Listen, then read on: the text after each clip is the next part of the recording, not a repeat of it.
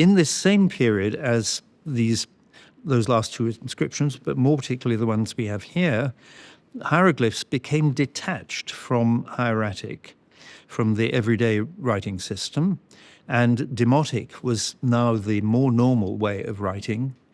And this meant that you could be much freer with hieroglyphs. You could invent new hieroglyphs. You could have old hieroglyphs given new sound values and all sorts of things. And so hieroglyphs proliferated in two ways. On the right, you can see an inscription which looks very ancient, and it uses very ancient symbols, but it's nearly impossible to read because it's very inventive in the way it uses the hieroglyphs. The left-hand one shows you something else, which is that they start to have vast numbers of inscriptions on objects. So there's an intensification of the amount of content, irrespective of whether you could ever read it. But the left object is interesting because it's a magical object. You would pour water over it, and the water would absorb the magical spell and then could be used as a remedy. But it's so beautiful and so perfectly preserved that perhaps it was never used.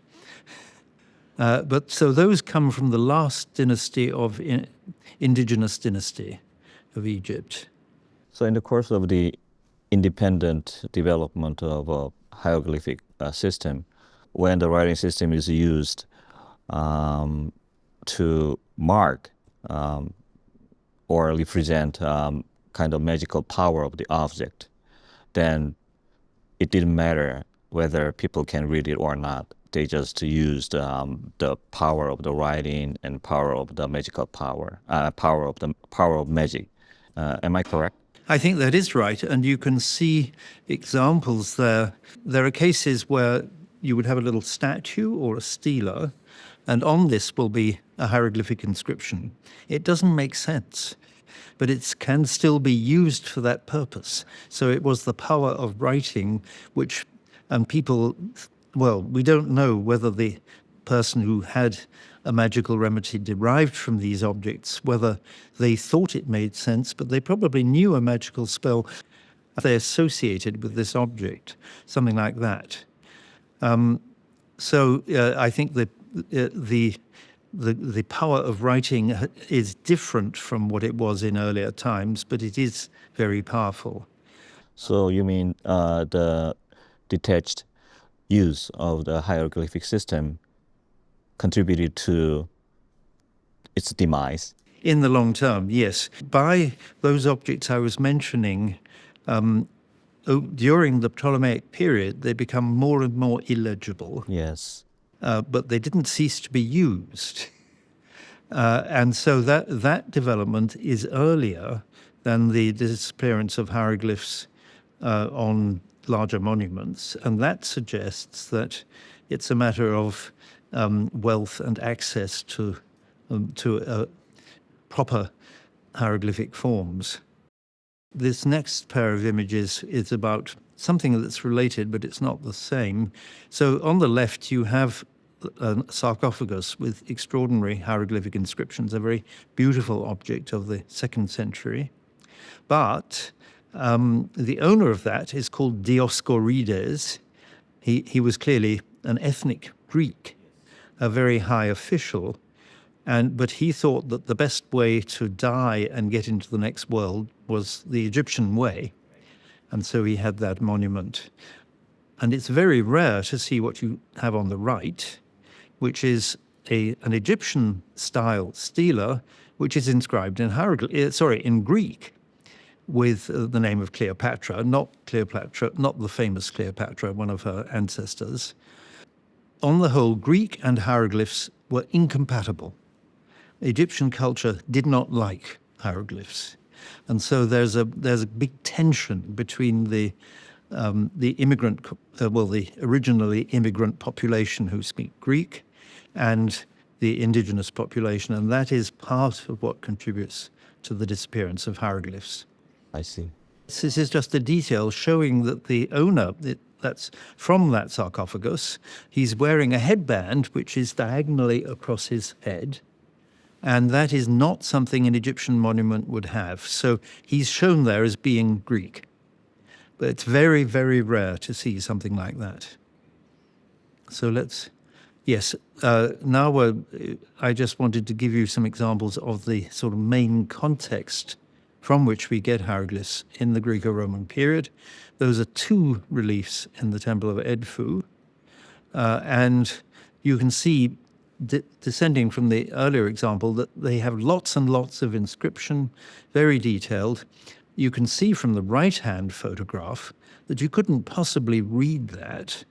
The hieroglyphs would originally have been colored, so the whole surface would have been painted.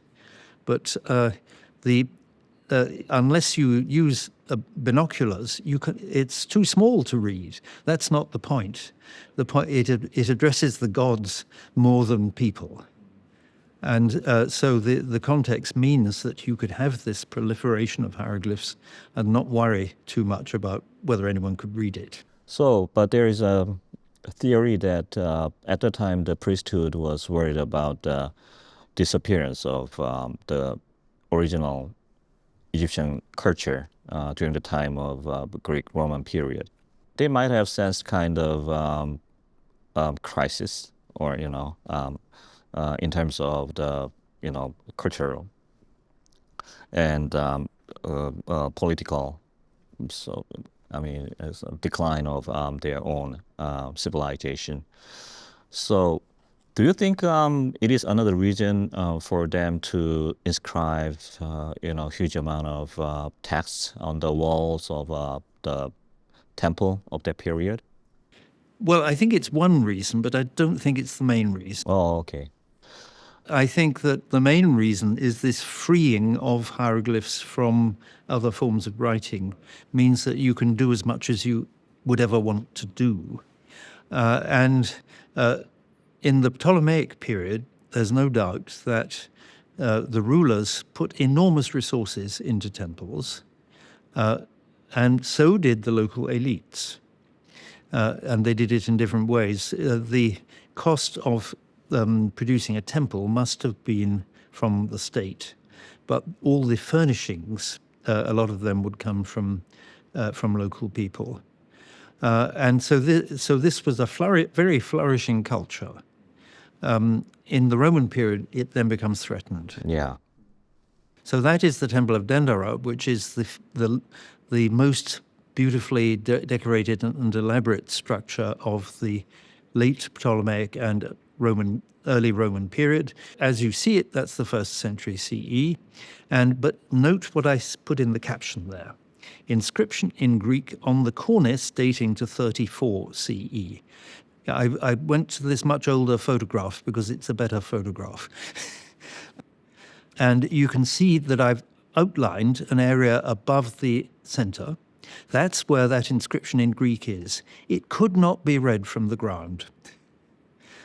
So you had to be very discreet about putting Greek on an Egyptian monument. But it's dated to a particular day. It's very important for the local elite who did that final dedication. And this is an example of the problems you get with hieroglyphs. This is a most fantastically elaborate inscription, which is extremely difficult to read. And I don't think all of it has yet been deciphered. But there's a simple way of understanding how things have changed, which is that typically inscriptions of earlier periods have 2 hieroglyphs in a band. But in these bands, there they are, you've got up to 4. I can kind of translate the beginning. This goes from left to right. It says, in jubilation and joy, he raises his hand, and in order to adore the mistress of the gods, and that is, the god is Hathor, whose temple it is, and then you get the king's name. And it's actually the name of a Roman emperor, of an early Roman emperor. That is on the outside of the temple at a height that's convenient to read. This was a piece of fantastic learning to display to whoever had access. but it has very little practical use. Right. So why did the priesthood of that era put a great importance on the freedom, I mean, the detachment of hieroglyphs from the traditional system? It is very difficult to answer that question. It seems to me that they enjoy the freedom of, manipulating them as they want, right? Well, I think, yes, the world is full of people who convince their rulers that something matters tremendously. And a good example in today's society is astrophysicists who spend enormous amounts trying to find the origin of the cosmos. It doesn't help us to live our everyday lives, but it's very important. And so the Egyptians were able to persuade their rulers that this really matters and that they therefore have the resources to do it. And because of this detachment that had come for hieroglyphic culture, and the enormous prestige that ancient Egypt had in the Greco-Roman world meant that they could do this. I think that's a big contributing factor. Shall I move to the next image? Because there's something very different, which is who and how did anyone carve all of this stuff? Well, we have this extraordinary text, which is in Greek, and comes from the site of Oxyrhynchus, which is where it was a basically Greek city, where the largest number of documents from anywhere in Egypt comes from Oxyrhynchus, 1st to 3rd century CE, roughly. And this is the local hieroglyph carvers who have to have an administrative document which says that they are doing what they should. But it's of the reign of Trajan, so that's early 2nd century. You've got the actual day there. But the funny thing is that we have hardly any hieroglyphic material from Oxyrhynchus because it doesn't survive, but it clearly existed. So this was all therefore regulated by the government. And that must have been true also at Dandara and places where we do have surviving things. That's an example of how this process would have worked, that you've got a draft in hieroglyphs on papyrus of an inscription for a doorway, and that comes from somewhere in the Fayum, we don't know where, but it shows you the process by which people did this. So those people who had that Greek document to show that they were okay as hieroglyph carvers must have known Greek as well as Egyptian. There's a lot of exchange, respect for Egyptian culture among Greek speakers and transmission of Hermetic wisdom and things like that into the Greek world. Right, so the next group of material we have is about cursive writing, which we've been talking only about hieroglyphs. And just taking you back to roughly the beginning of a bit later than the process of the Egyptian inscriptions I've shown, there is a document which is a list of papyri in beautiful writing. These papyri were in a pot.